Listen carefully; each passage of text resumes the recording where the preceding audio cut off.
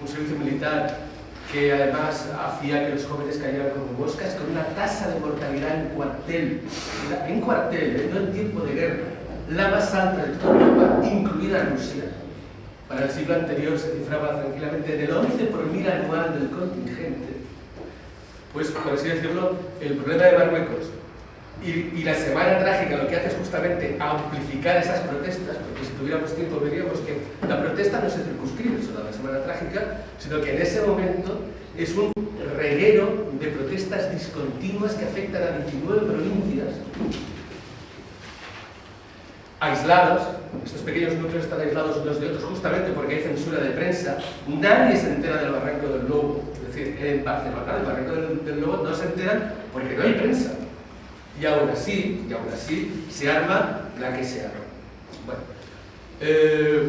de ahí la importancia de estos hechos, y por eso me gustaría quizás pasar un poquito el estado del ejército, el porqué de la movilización y cómo funcionó, y si nos diera tiempo, ver un poco todo el mecanismo de protesta social de una sociedad sangrante, absolutamente traumatizada por la guerra de Cuba, que termina como termina, con 60.000 muertos encima de la mesa, de los cuales solo 3.000 son por arma de guerra y todas las demás son por enfermedades tropicales o no tan tropicales, como pues vuelven a la península absolutamente hechos papilla, contingente de chavales jóvenes, ¿no? Eso traumatiza absolutamente a la sociedad española, que no quiere bajo ningún concepto que se pueda volver a repetir. Por eso va a ocurrir lo que va a ocurrir en julio, porque ese enorme problema político de las masas se vuelve a poner encima de las masas, de la mesa, y las masas se van a ganar a todos los niveles. Claro, ¿qué ocurre en esos 10 años que van de 1899 a 1909? Pues que afortunadamente ni hay ejército ni hay MIR. Claro, ¿por qué no hay ejército? Porque se ha salido de la guerra de Cuba con una deuda de 2.300 millones de pelas. Por lo tanto, existe una absoluta incapacidad de poner sobre las armas en ninguno de estos años, que van hasta el año 9, más del 50% del contingente, es decir, los excedentes del cupo por narices, porque no hay de aquí, van a superar el 50%. A la tropa hay que concederles la licencia ilimitada, es decir, el pase a la reserva activa en el inicio del tercer año de mili, con lo cual en realidad están haciendo 2 en lugar de 3. Y además, las licencias trimestrales y trimestrales, es decir, las licencias temporales, se dan como si fuera agua. Por ejemplo, el general Linares, que es el ministro de la guerra en 1909, declara en el Congreso que ese verano el verano de los hechos, tenía concedidas 30.000 licencias trimestrales. Bueno, 30.000 licencias temporales, que podían ser trimestrales, cuatrimestrales, quizás más pequeñas. Normalmente en verano, como es el caso, normalmente muchos chavales se iban a hacer la siega con los padres, aprovechando. Con lo cual, ¿qué tenemos? Pues un ejército en que los batallones, si uno ve el anuario militar de 1909, los batallones son de 150 tíos. Los regimientos de 2 batallones, o sea, regimientos de 300 tíos. Los batallones de cazadores, estos famosos, 275 tíos. Y los regimientos de caballería, 300.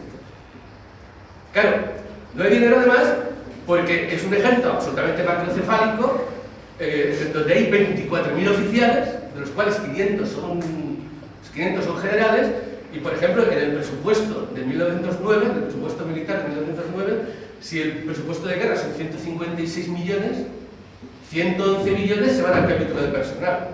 Con lo cual, para encuadrar a la gente, para darle de comer, uniforme, armamento y tal, no queda. Bueno, dicho esto, pasa lo que pasa, las compañías mineras, Francia, presiones, y el gobierno Maura, que es el primer gobierno que empieza a intentar sacar un poco del marasmo presupuestario. No del marasmo presupuestario, porque había que equilibrar la hacienda, o sea que tampoco era un mal rollo. Intentaba poner un poco más de dinero en el ejército y sobre todo en la marina. El hecho es que, como me parece que ha aparecido en el vídeo, se dice que, y es cierto, que viéndoselas venir, porque se veía venir el enfrentamiento, porque los ferrocarriles no estaban en funcionamiento desde octubre del año anterior. Ponerlos en marcha, o sea, que las obras continuaran, lo que significaba era poder sencillamente provocar a las cávilas para que se iniciara la guerra. Y eso sucede el 7 de junio. con mucha vista, el gobierno Maura consigue a mediados de junio del Consejo de Estado justamente este crédito de 3.300.000 pelas. ¿Para quién? Para la guarnición de Melilla y para que las brigadas de cazadores estén un poquito en pie de guerra. Bueno, como muy bien ha dicho y muy bien ha situado el profesor Espinet, los más interesados en esta aventura son fundamentalmente el rey, que es como una especie de sportman bastante gilipollas, que lo que quiere es pues, figurar entre las cestas coronadas de Europa, y para eso necesita tener un mínimo imperio colonial que se ha quedado sin antes de empezar su reinado, en fin.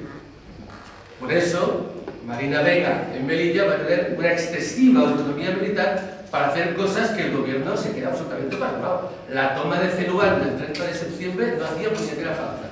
Telegrama del rey felicitando al general Marina Vega por haber tomado Celuán. ¡Oh, qué bien, qué estupendo! Pero el gobierno Maura ha hecho polvo. ¿Está loco qué hace? Porque, bueno, esto es anecdótico y no me quiero salir. Bueno, se llaman los reservistas. El famoso decreto firmado el 10 de julio, que se publica el 11 de julio, se llaman los reservistas de la reserva activa. La segunda reserva no se toca jamás, porque la segunda reserva son los señoritos, son los que se han redimido, los que se han exceptuado, son los bajitos, son los excedentes de cupo y son los exceptuados por razones familiares. Por lo tanto,